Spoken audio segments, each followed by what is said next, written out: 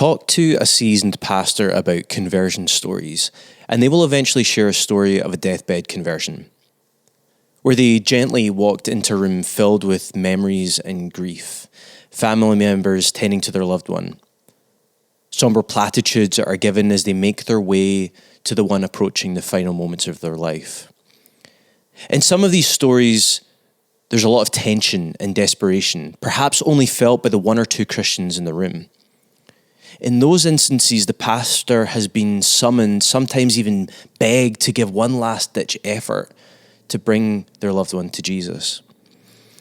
None of the pastors that I have talked to about these situations express being comfortable or confident. They might have experienced this before or prepared something to say, although it's never something they were taught in seminary.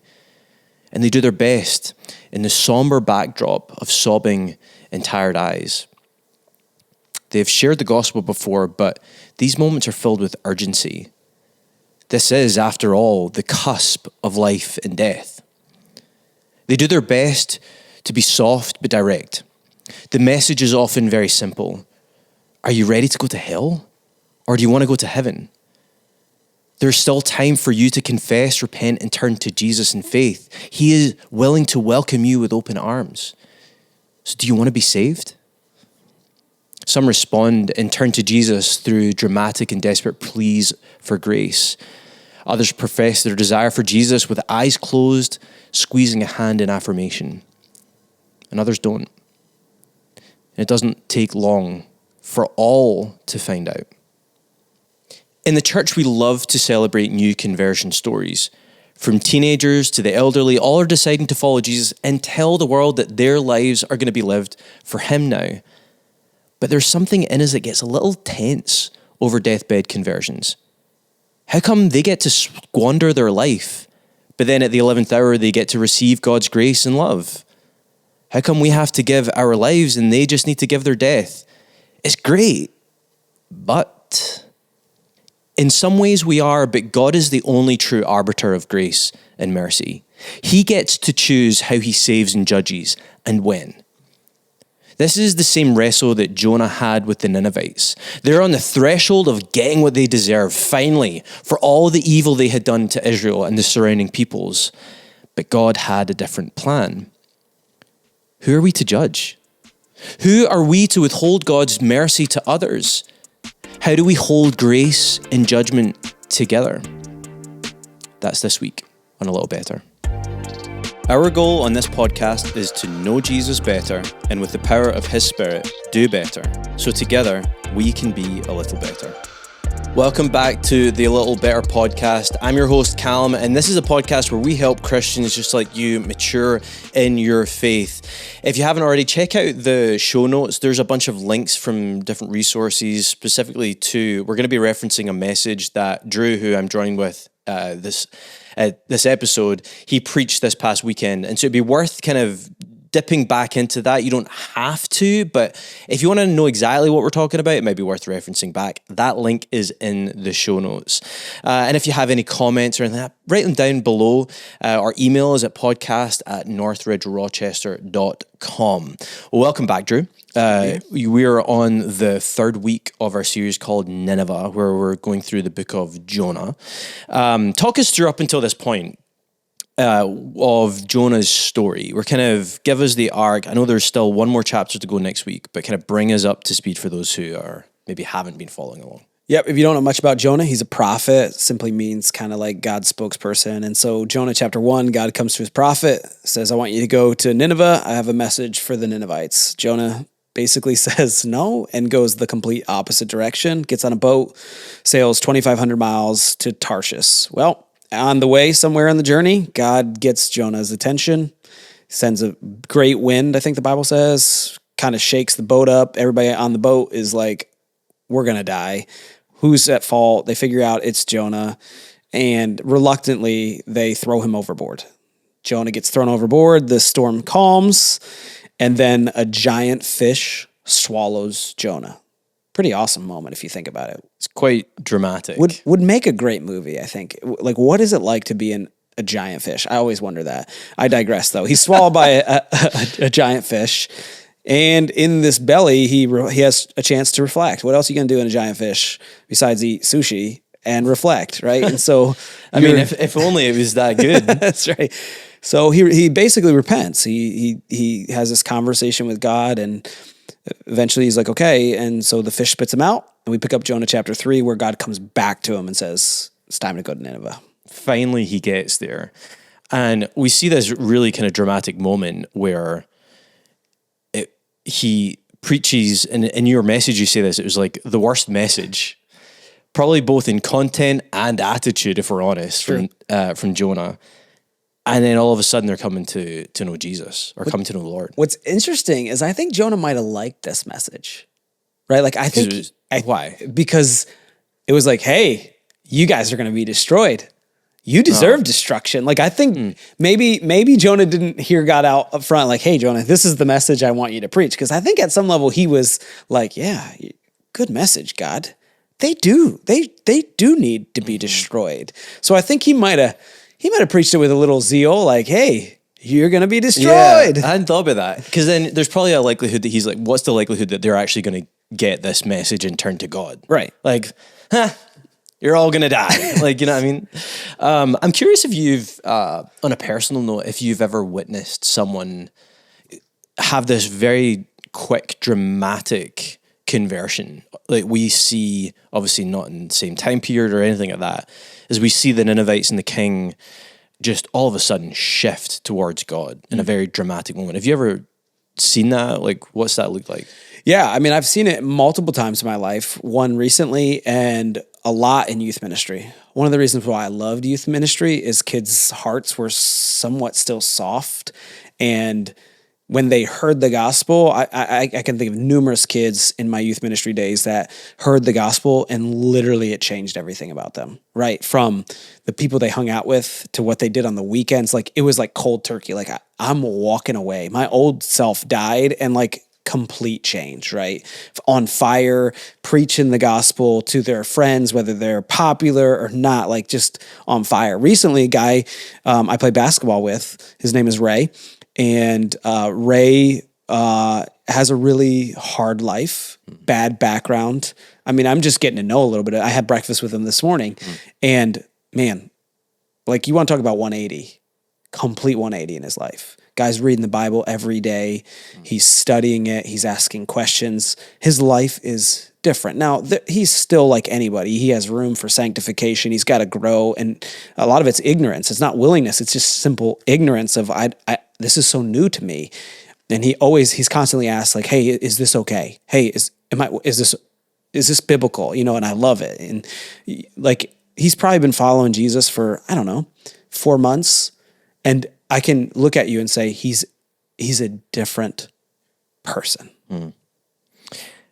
In verse 10 of Jonah 3, it says, when God saw what they did, how they turned from their evil way, God relented of the disaster they had said he would do to them, and he did not do it. Do you think this was just a temporary turning to God? Like, almost piety is like, I'll turn to God, I'll do all this stuff, do the whole sackcloth thing, cry out to God, but really there wasn't heart change? Or do you actually see this as being actual salvation? Yeah, I think I don't think you can fool God, right? So the fact that God relented, like God can see into the heart of individuals, right? So he's big enough to be like, you're faking it. So I think this is complete heart posture change, right? And what's amazing about it is it's everybody. You know, like, okay, you preach a good message and like you get a couple people who respond to it. You're like, wow, I can't even fathom.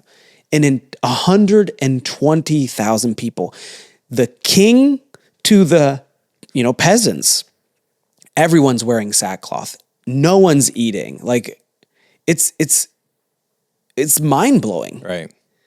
Yeah. You mentioned your message about like revival, and which is not a word mentioned in the Bible. Right. But we have this picture of a mass of people turning to Jesus. And here we have this, I mean, it's not necessarily Jesus they're turning to, it's Yahweh. But this massive shift, both in culture and in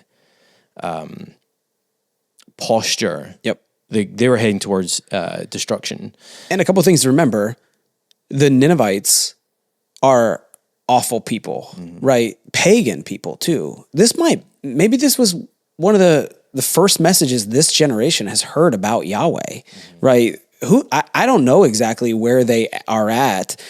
But like, if you contextualize it, this is like if you put it from like our American standpoint, I don't know how you do this with Scotland, but like, this is like Hamas turning to God. That's the English for us. Oh, okay. Jokes. Wow. Yeah. I feel like I set myself up for that, right?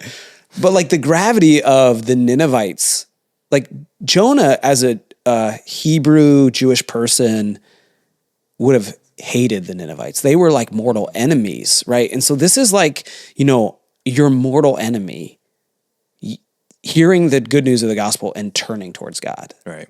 I think it's hard for us to really fathom who the Ninevites were. There's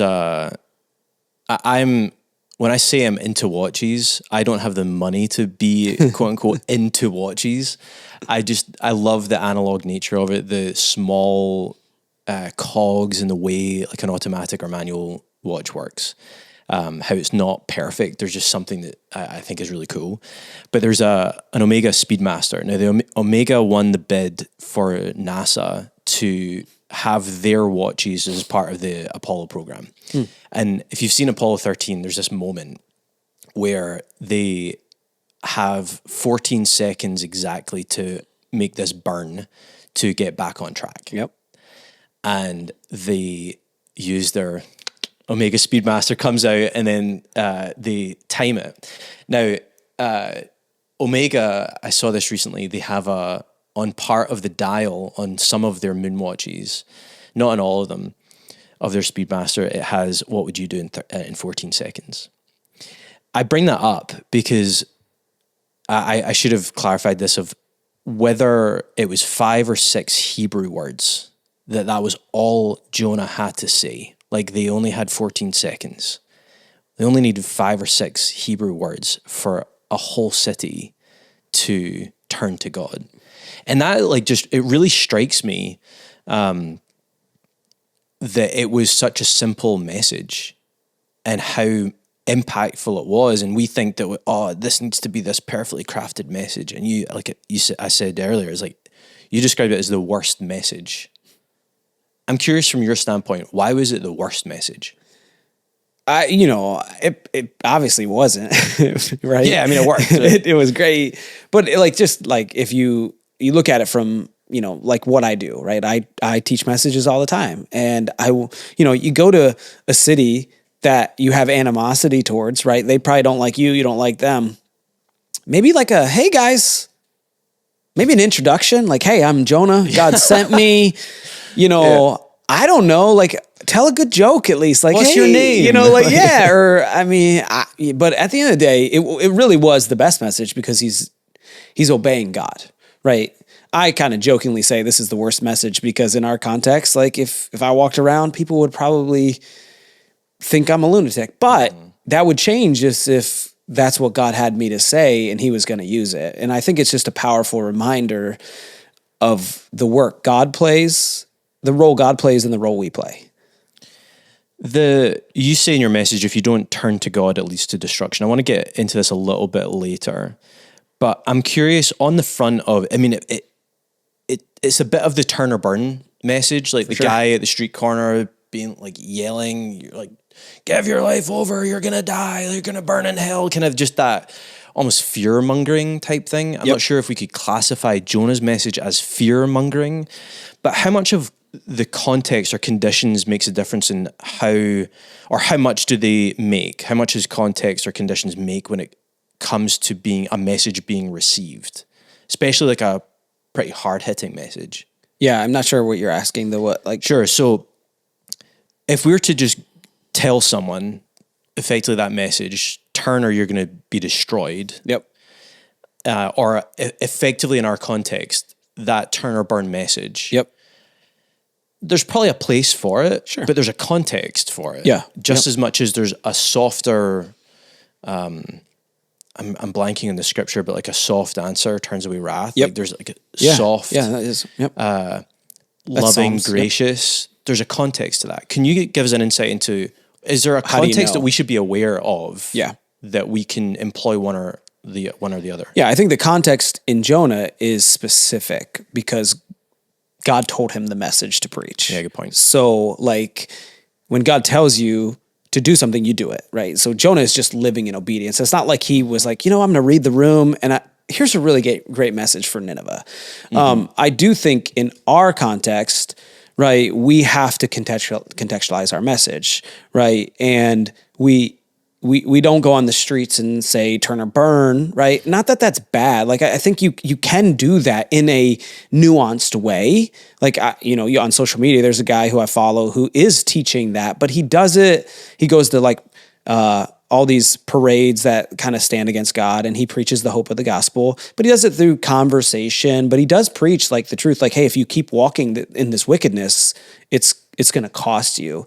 And I don't think we should shy away from that message, but I think you got to be careful the approach. We say a lot, approach trumps content, right? You can say the truth and say it in the wrong way and turn people off. But I do think there are appropriate times. Like I think Sunday, I kind of taught a little bit of a turn or burn message, but I did it in a way that was receivable. I think that's the biggest thing is like, what made Jonah's message so good was he was going to an audience where God knew they were ready to receive it. Mm-hmm. And I think a lot of times you have to, pray that before you even offer your message. Like, God, help me to walk to a place that's ready to receive. And I think you have to read the room. Like if you're preaching that message and people are coming at you and angry at you, you might want to pause and try something else or wait for a better day. And so I think it's hard, but I also think you can go on the opposite end of that spectrum, and be so afraid to tell the truth, right? And be direct. That you kind of like just preach grace and mercy, and no one realizes that they are headed to destruction. Yeah. I'll be honest. I feel really uncomfortable with the going to parade, and I have no idea who the person is you're referring to.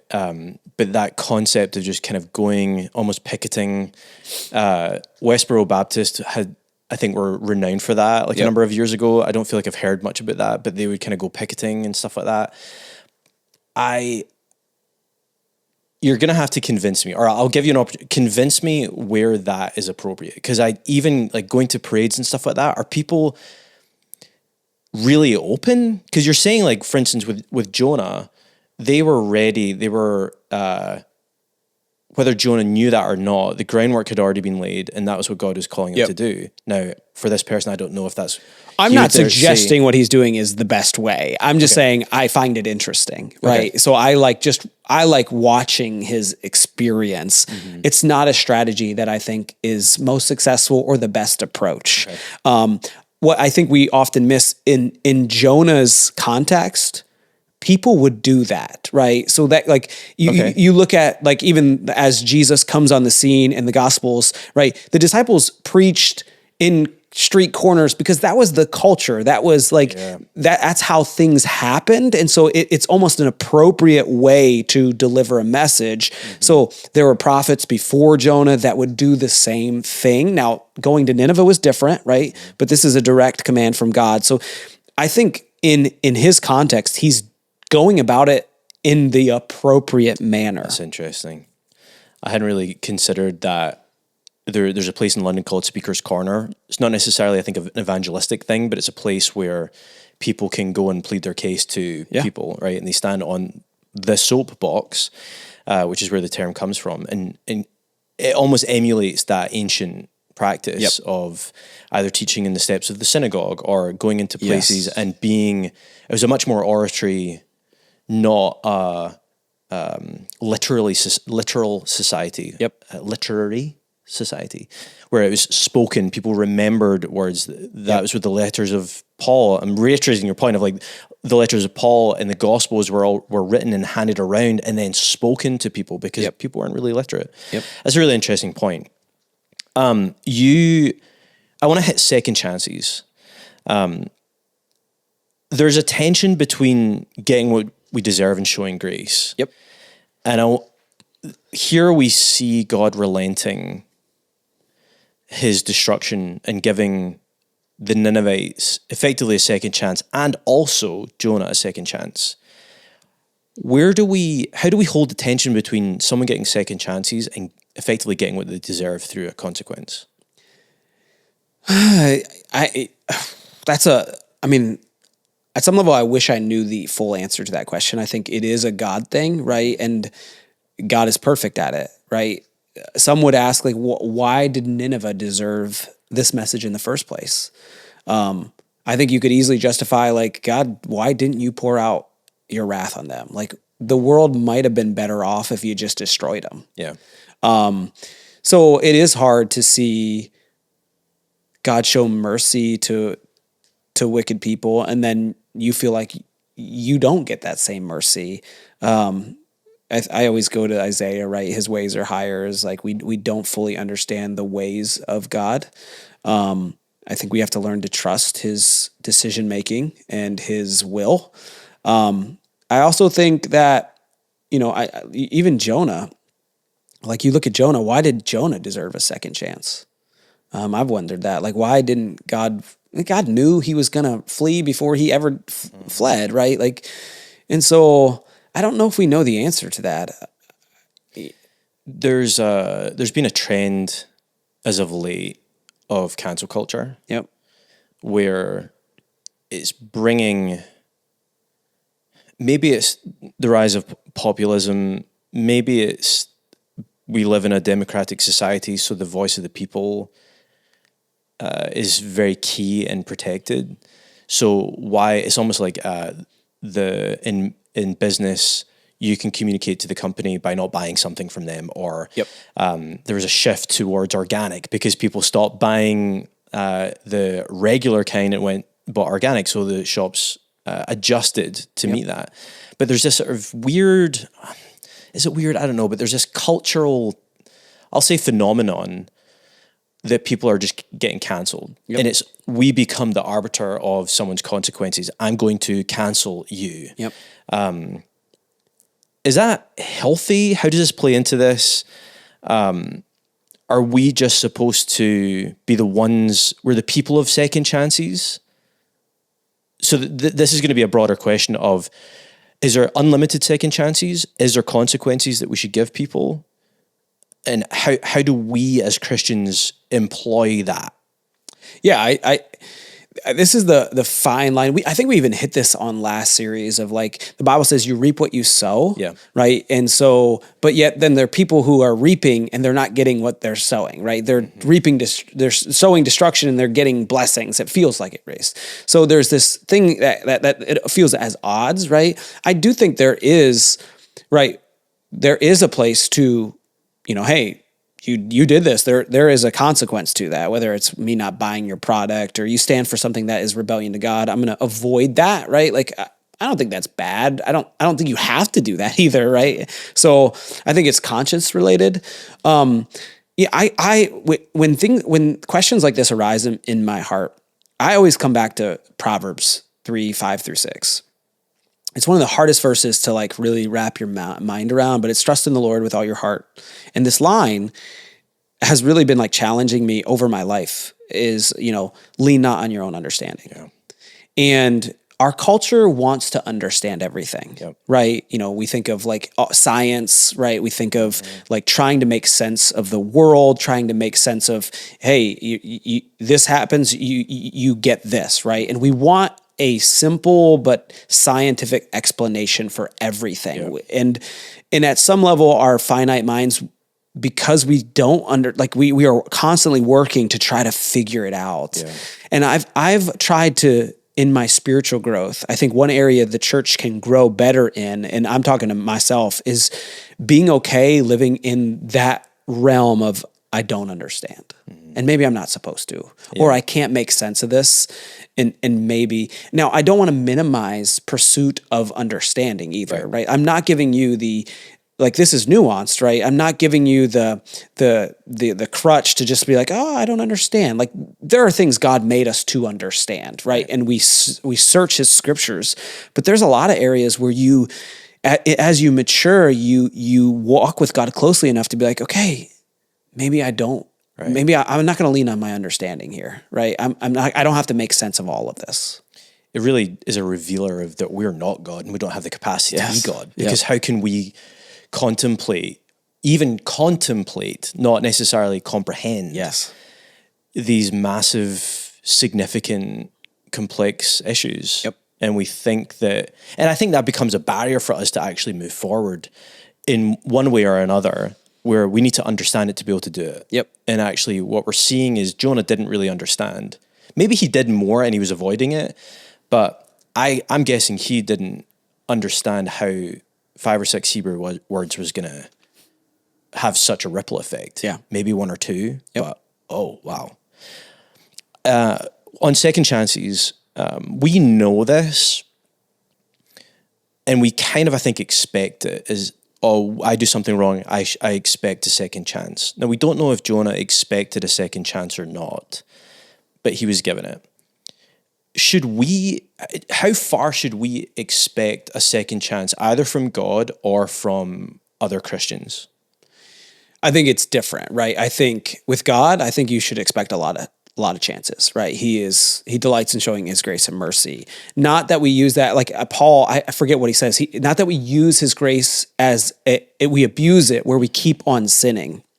Right, the point of God's grace is to do in your life what exactly happened to Nineveh, right? That change would be produced. So we don't go about being like, oh, you know what? I can keep doing this because God's grace. He gives me 3rd and 4th and 5th chances. We don't abuse God's grace, right? The purpose of it is to change us, that we would repent and walk away. But I think with God, we can expect millions of second chances because we're sinful, crappy humans who need His grace every single day. Mm-hmm. I think in humanity, it's different, right? And I think it's scenario based, right?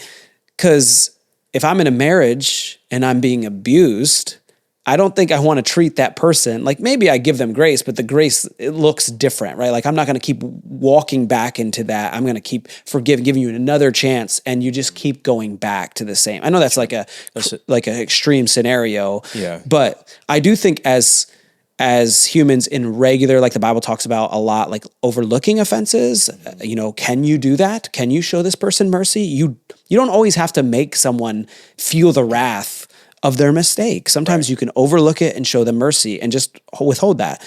I think we talk a lot about this in conflict resolution. If you can't overlook it, then you have to address it. And sometimes addressing it is like, hey, there's consequences to your actions. There's in a natural order, right? There is, you reap what you sow. And I think there's a balance there. And I don't know how to handle that perfectly, but I think we have to live in that. We give mercy when we can, but there are consequences for actions, and you do reap what you sow. We, as Drew mentioned, we did go back our last series called, kept calling it Through the Suffering, Through the Fire. We did talk about some of these issues with regards to consequences. So I would encourage you maybe go dip back into that. I think there were some really good conversations around that and the difference between overlooking an offense, but also being able to set appropriate boundaries. So just a note there, you might want to go back there for some more information on that. Talk to me about the difference between grace and mercy. Yep. This is, to me, these two are the two words we use the most, and I think a lot of times we lack understanding what they are. Agreed. Okay, so mercy is God withholding, right? So He's withholding punishment and not giving it to you.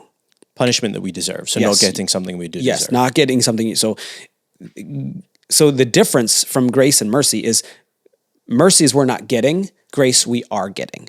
So grace is a gift given that isn't deserved. So I like to look at it like this. Mercy is tied with my sin. I deserve punishment for my sin. God withholds it. The gift of grace is Jesus is the substitute to take that penalty that I should get, and yet God pours it out on the gift He gives me. You made a point in your message I think I said this earlier, but if you don't turn to God, it leads to destruction. And we deserve to be punished for our sins, was another thing you said. And I'm curious, that sort of tied together. What do we deserve? I mean, I also know Romans 6:23, the wages of sin is death, which is kind of Bible language. I don't necessarily hear punishment. It's like the wages, the cost of our sin is death. But was exile from Eden not enough in the curse that was enough of a punishment? Or is it...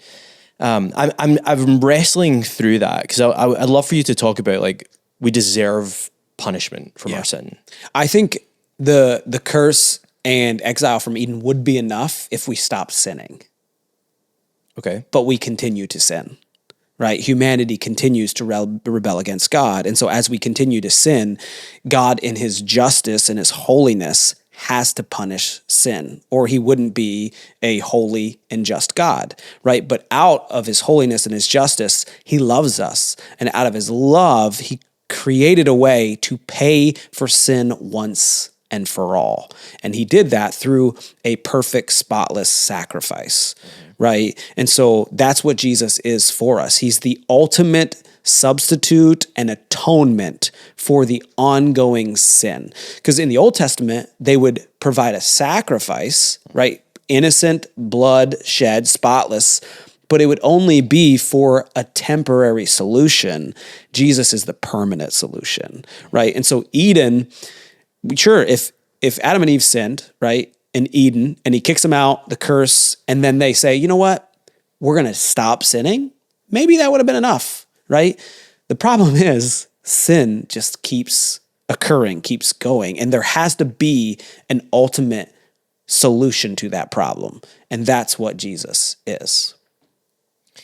Is it simply just the avoidance of sin, or is it because sin is simply the separating factor in our relationship with God? Do you know, are you catching the kind of nuance with that? Because it's the way you're saying it, it sounds like if they just stopped sinning, that's fine. They were still exiled from Eden. As long as they stopped sinning, they're good. But really it's to do with the relationship. Yeah, that's the relationship would still be broken.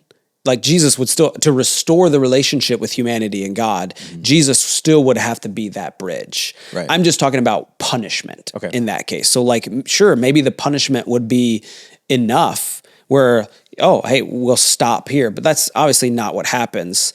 And it still doesn't solve the problem that humanity has been separated from God. You mentioned 2 points tied to this where it was to do with emptiness on earth and hell in eternity. And there's probably, maybe they're not necessarily listening, the skeptical, maybe they are, maybe they aren't. But someone's not convinced and they're thinking, yep, I'm good, my life's great, I don't have this void or emptiness that you're saying. I don't know if I even believe in that there's a hell. Why would a loving God, like how... Maybe that's part of the context we were talking about earlier. Is maybe I've heard it said as like ripe apples and not ripe apples are fruit for the gospel. How do we navigate those people who are skeptical and just kind of like, nah, I'm good?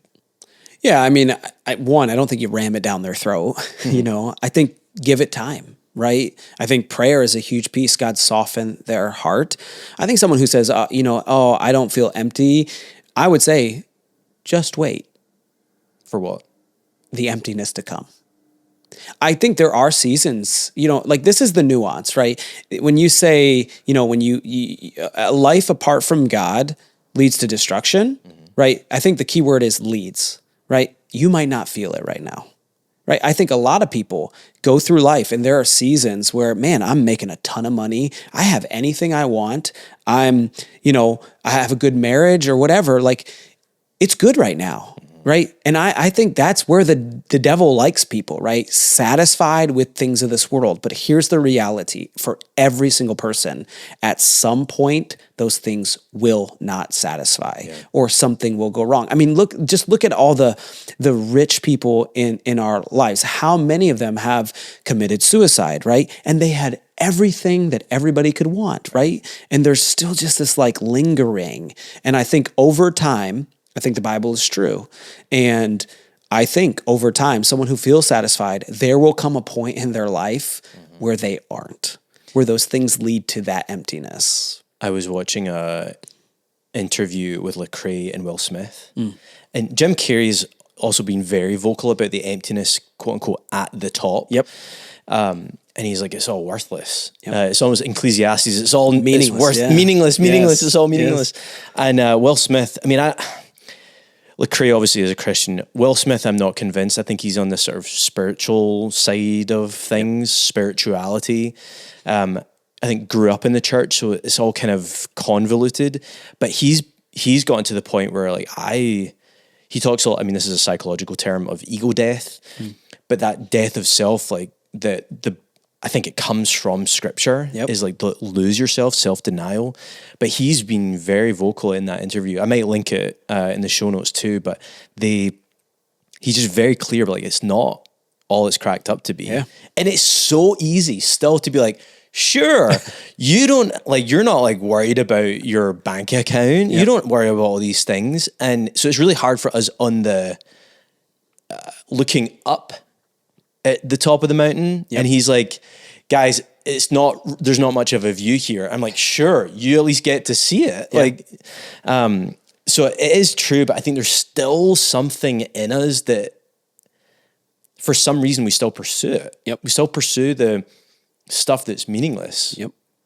And it's seasons of emptiness. Like emptiness on earth doesn't mean you're always going to feel empty. It's seasons of emptiness, right? There's times in my life where I lose sight and I feel like, oh, hey, if I just had this, it would make me feel better. And it might, it's just seasons, right? Like, and I just think there are people in certain seasons. That's why, even we go back to the suffering season. That's why rock bottom is one of the best places to be, because it gets your head up to something greater and something bigger.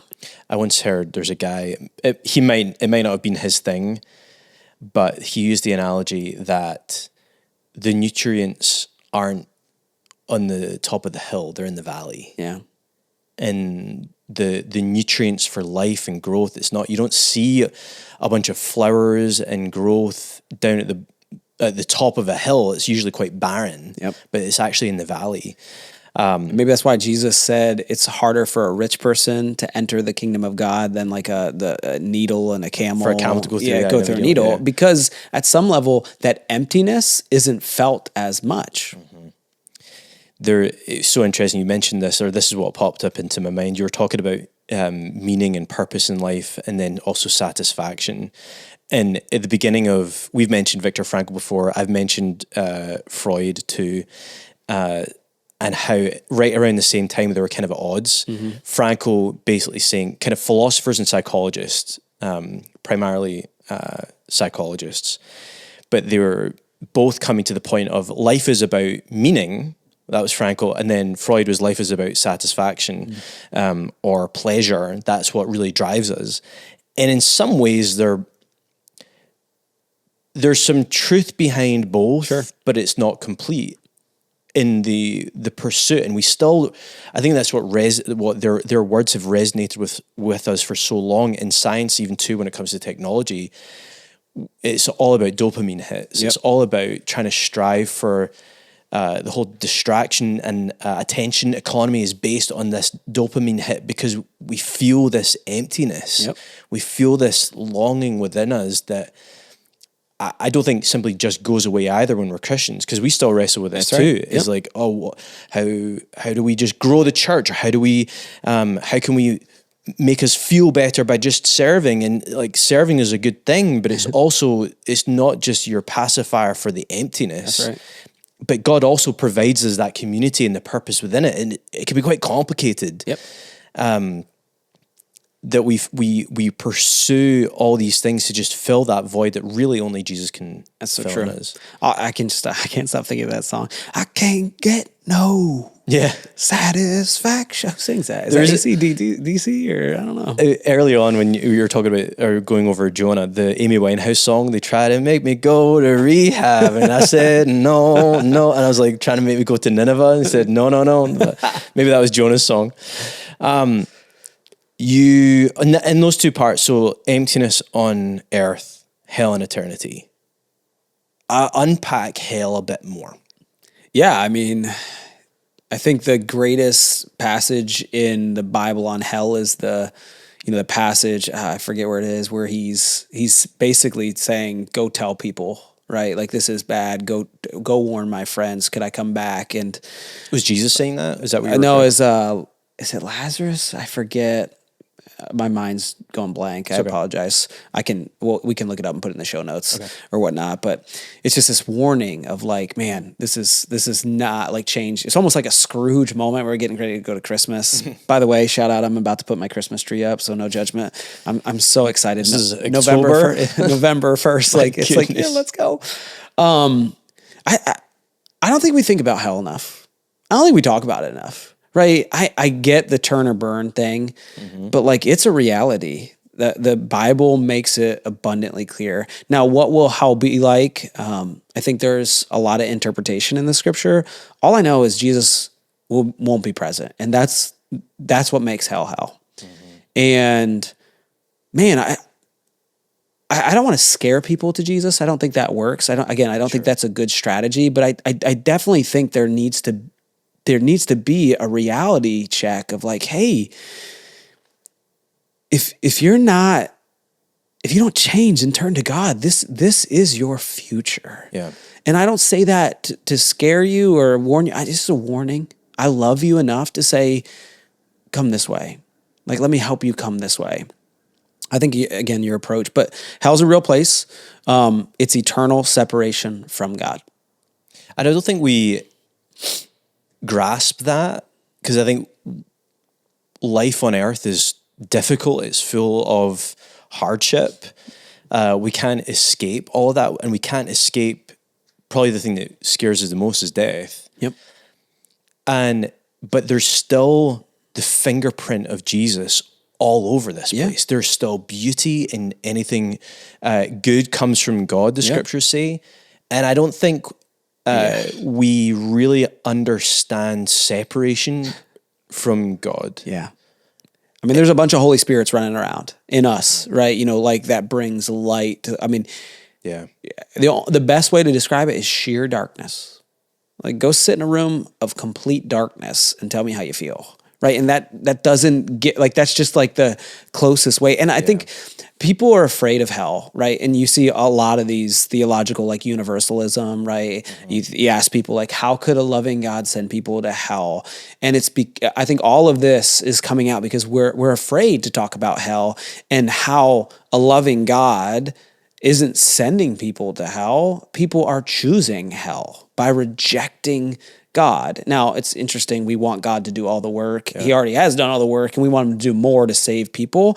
But God reveals his will. And he says, I wish that no one would perish. Right? So he's revealed his heart. But I just think, the church used to talk about hell probably too much. And have we shifted too far away? I don't know. I don't know the answer to that question. I don't love the thought of meditating on hell or... There's a reason why we don't sing about Satan. Yeah. Even in the negative, because we should be talking about Think about Jesus. Jonah's message, though. It was literally destruction. There's something about people that wakes them up, right, to, like, you're walking towards destruction. Yeah. It, like... grabs their attention, right? As much as like, man, God is love and we need to preach that. God is gracious. There's something that like doesn't wake the spirit up like you're headed to hell. Like, I don't know what it is. Like, I look at Jonah's message and I'm like, maybe that worked because destruction wakes people up. Yeah. We have such a I think, warped view of what heaven and hell actually is. Sure. We see heaven as being like the paradise, either like floating in the clouds and bliss or something like that. And it's very, there's N.T. Wright, is it Surprised by Hope? He has Surprised by Joy, Surprised by Hope. There's a few different books that he's written where he talks about this specifically of there is going to be a new heaven and new earth. Yep. This is the precursor for what is to come. Yep. We will have new bodies again. It's not as, and it's very hard for us to wrap our physical bodies around that, or like, because we're so used to seeing, smelling, tasting, touching, like our senses are so driven by it. Yep. But then conversely, I think we have a warped view of hell. For sure. I think, yes, it is separation from God, but we almost have this sort of Dante's Inferno So true. picture in our mind, Yep. where it's like just this sort of fire. You mentioned the message, fire and brimstone. That's the kind of old adage. There's a book called The Evangelical Imagination, and the author, I think something Swallow, I think that was her name. She talks about the images or the evangelical images that we have, like, for instance, Dante's Inferno, or these pictures that we have. I mean, we see, like, in the Sistine Chapel and all that, you have these, like, cherubs, like, little naked babies with wings, like, and you're like, what is, I mean, that is the picture that we have. Even when you look at different pictures of Jesus in Western culture is white Jesus, like Fabian, like, or Fabio Jesus kind of thing, with long flowing straight hair. And then but what's interesting in Asian cultures, their pictures of Jesus looks like an Asian person. Yep. And they're both, we kind of project this image of God. And I'm off on a tangent here, but in Knowing God, J.I. Packer, he talks about any image of God.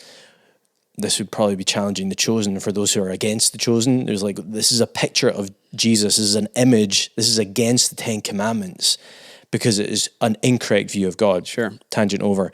The picture of hell and heaven is probably so vastly different, so much better, and so much worse than we actually can comprehend. We have, there's kind of two macro parts to this where you kind of wrap up the message about being a messenger of mercy to others, in those receiving but not refusing mercy. Help us navigate how we communicate the message of mercy to others. Yeah, I think of Acts 1:8, where he says, "You are my witnesses," right? And I think of like a courtroom, a witness bears testimony to what they've seen, what they've experienced, and I think that's a lot of it. I don't think, when we talk about sharing the gospel, I think we often, again, I think we have a bad interpretation of like someone on the street corner preaching, turn or burn, or the gospel of Jesus Christ. And I think there's a lot of ways we do that. I think seeing the places we go as opportunities to just love people, opportunities to treat people well, and to live out the gospel as much as we preach the gospel. And I just think we as Christians have to remember, everywhere we go is not by accident. Mm-hmm. And everywhere we go, there are opportunities with our life or with our words, with our actions, to represent Christ as his witness well, right? And so a lot of it's about being an ambassador, right? I want people to notice something different about me in the moment where they are in crisis, in the moment where they need something better. They know who to come to, who to ask, right? That's one thing I want to be true about my life, especially with the guys I play basketball with or whoever I'm in relationship with who are far from God. I want them to see the difference in me, right? There's something about Drew I can't put my finger on. They might not even know it's Jesus, right? But I want them like, man, why is Drew so controlled? Why when Drew's life is hard, is he steady? Like, what is it? What I want them to see that in me. And then I want to build a safe enough environment and a trust where they are willing to come to me and be like, hey, my life's falling apart. Like, what is it you have, right? I think that's a lot of it right there in your relationship with people. But I also want to be a loud voice of Jesus too, right? Like, I want to bear witness to like, man, my life is different because of Jesus, right? The reason why I have hope today, the reason why I'm always happy is because of Jesus, right? It's not because of who I am. And so I think there's this balance of like taking every moment as an opportunity, living your life full of the hope of the gospel you should have. And in your weaknesses, remind people of your sin. And that's the hope you have is not that you're not a sinner, is you have a Savior who saved you from it. Yeah. And we've kind of talked about this before, but it seems so simple. And I really like the way you put it. I'm not going to be able to reiterate what you said exactly, but every space, every place you go is an opportunity. Yeah. Why do we find it so hard? Or why do some people seem to have this perspective and others don't? How do some people cultivate it and others don't? I think some of it, people put too much pressure on themselves. Okay. I think people think, I think one of the cool things about Jonah is he did share what I would call a crappy message. You don't have to have the perfect words. You don't always have to have an answer, right? Just do something, right? Like just live out the gospel. Start there, right? Like where you're working on your life and let your life be the testimony. And then, when people are catching on your life, use your words, right? Tell them for the reason you have hope. And so continue to grow in your faith, right? It's a journey and it's not like a perfect recipe. Like I think people feel like, if I miss the flour, it's ruined. It's not. Like stop putting so much pressure on you. Here's the great news. God can use you if you're willing. Yeah. Right? You who can't maybe defend your faith, you who maybe have made mistakes, you who don't know all the answers. Like, look at Jonah. He's horrible. He's awful. He sucks. And look how God used him. Yeah. And like, stop putting so much pressure on yourself. Yeah. Stop using that pressure as an excuse not to be the witness you should be. I hear the convergence of the Great Commission and the Great Commandment. Yeah. Because I think for some reason we separate the two rather than seeing them as being in union. Tandem, yeah. Right. Yeah. And I don't think one can happen without the other. Yeah. And we see probably the love God, love neighbors. That's the kind of devotional side. That's the kind of softer, not so structured part. And then we have go make disciples. I'm going to go to church. That's time bound. That's the message. That's the preaching. It's the teaching. It's the theology kind of a thing. And I think people get stuck in, I'm not going to, when we don't actually live out the Great Commission, it's actually not obeying the Great Commandment. Yeah. And what you're saying is love does, which great book if you're curious about it, Bob Goth's book. Yep.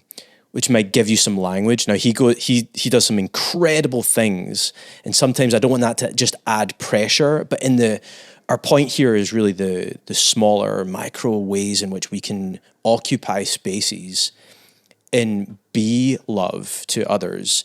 And the Great Commission is an embodiment of the Great Commandment of loving God and loving others and allowing that to seep. It's not all about crafting the right words, as you're saying. Yeah. Right. And read the room and read the context, right? Because Jonah went to a city and preached doesn't mean that's your job or your responsibility. Help someone, like when you say read the room, get practical. Like how I've talked about this even with worship leaders of like reading the room, gauging where people are at in worship, but how do we read the room? Like what signs should we be looking for? Let's start before that, right? I think a good question to ask yourself is how often are you praying about opportunities? How often are you praying for your lost friends? Right? I think it starts there.